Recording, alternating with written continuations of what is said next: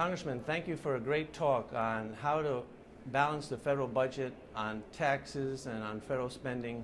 The title of this talk is Principles and Priorities. Yes. So I wanted to ask you, do you have a principle that permits you to distinguish between improper governmental spending and proper governmental spending? Yes.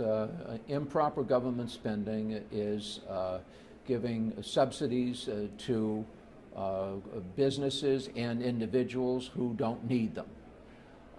Proper government spending is investing, whether it be in our physical infrastructure, public transit, decaying bridges, whatever, and our human infrastructure, which is in nutritious meals for low birth weight children, quality education, health care for children born into poverty, etc., so that we can have a healthy, competitive workforce.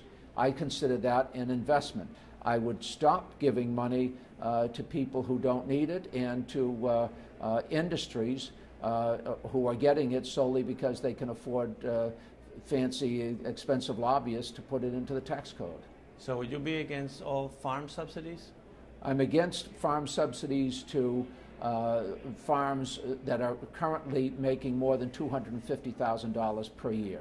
I'm against subsidies for more corn and soybeans because they're at record prices. I'm against subsidies for the oil and gas industry because they're making record profits.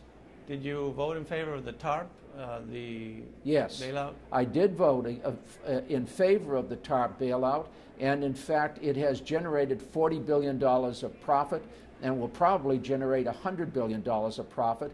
And in addition to that profit back to the taxpayers, we now have an automobile industry that is thriving and a financial services industry that is thriving too much and who are still getting too many tax breaks, but nevertheless are able to continue investing back into new businesses and home purchasing. Did we get back the money that we lent Freddie Mac and Fannie Mae? We got much of it back. The majority of it has gotten back that we put into Fannie Mae and Freddie Mac. The stock equity value how much are has we not. Out? About how much are we out on that investment? It's still some tens of billions of dollars, but that's in stock equity. It's the shareholders that lost money there.